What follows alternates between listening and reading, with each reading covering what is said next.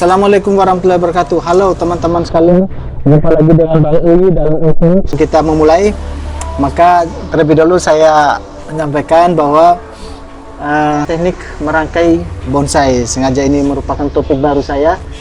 Saya sedang memberikan gambaran buat kita dan sedang belajar tentang bagaimana cara menangani perawatan bonsai. Oke, saya perkenalkan alat-alatnya. Salah satu bahannya adalah bonsai. Kita buka terlebih dahulu. Oke, apa itu kawat bonsai? Dan cabang bonsai itu memenuhi satu tujuan, yaitu membantu bagi kita untuk membantu membuat cabang dan batang itu menekuk di titik yang kita inginkan. Bisa menekuk. Nah, seperti palu dan obeng, kawat ini adalah sebuah alat ya. Dia dirancang untuk teman-teman menyelesaikan tugas tertentu dengan cara yang seefisien mungkin. Nah, ketika kita sudah memenuhi tujuan kita, maka kawat ini bisa kita lepas. Sebenarnya kawat ini sejarahnya sudah muncul dari zaman Cina kuno. Nah, menariknya pada saat itu teman-teman segmen populasi tertentu menganggap bahwa dengan memasang bonsai pada kawat pada bonsai adalah kunci untuk menjaga pohon itu tetap kecil.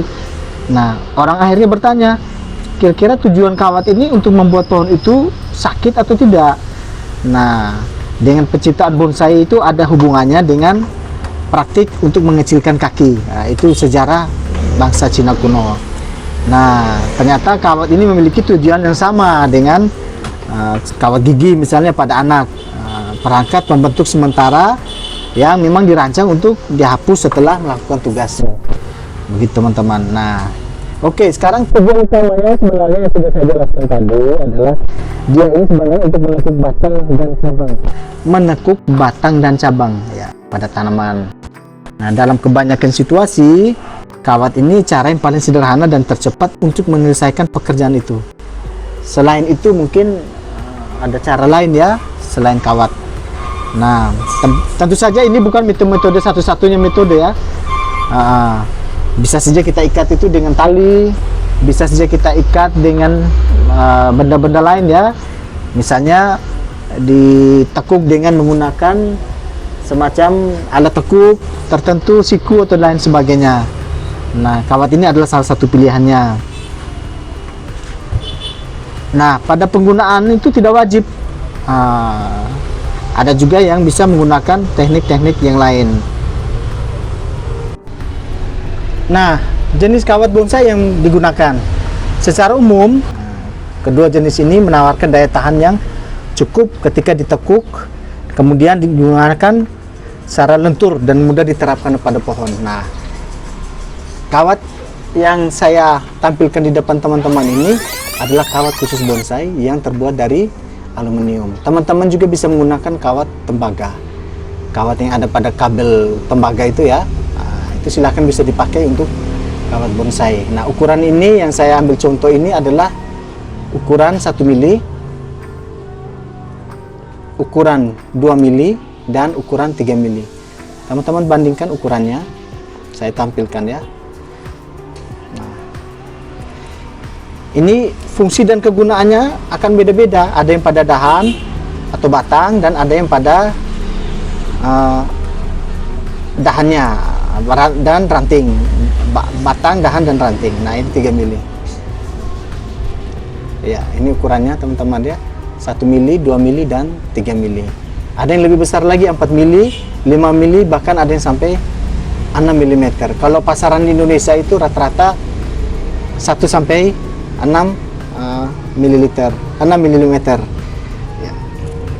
Oke, sekarang bandingkan dengan kawat yang biasa kita pakai di bangunan. Nah, ini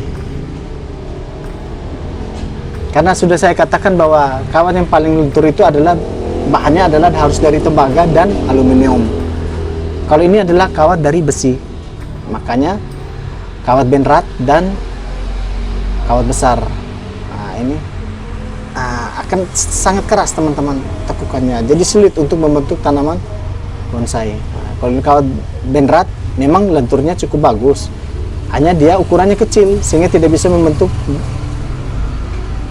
dahan yang besar seperti ini, maka dibutuhkan kawat bonsai ya. Nah, fungsi dan kegunaannya yang ukuran 3 mili ke atas ini ya untuk batang, dahannya untuk ukuran 1 sampai 3 mili. Tergantung kebutuhan teman-teman mau dipakai kawat yang ukuran berapa.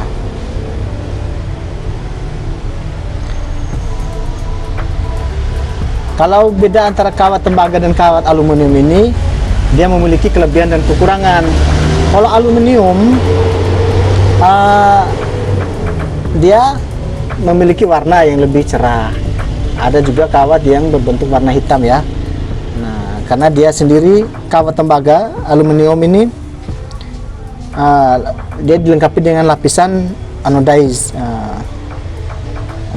seperti kawat tembaga ya, lapisan anodis.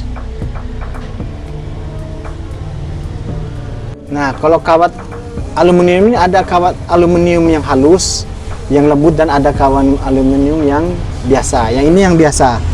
Kalau yang halus, lebih lembut, itu dia cenderung dia tidak melukai pohon.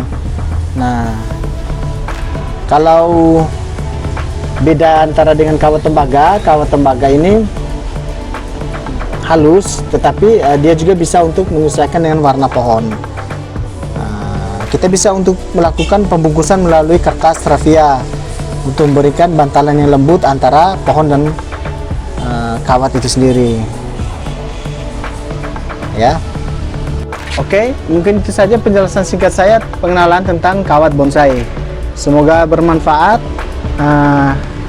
Intinya adalah bahwa kawat bonsai ini adalah tujuan untuk mempercantik bentuk daripada dahan maupun batang tanaman.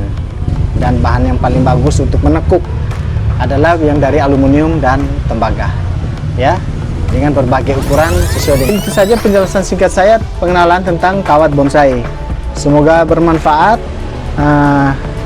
Intinya adalah bahwa kawat bonsai ini adalah tujuan untuk mempercantik bentuk daripada dahan maupun batang tanaman.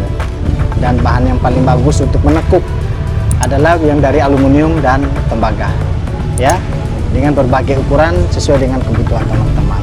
Semoga bermanfaat dan selamat mempraktikkan bonsai.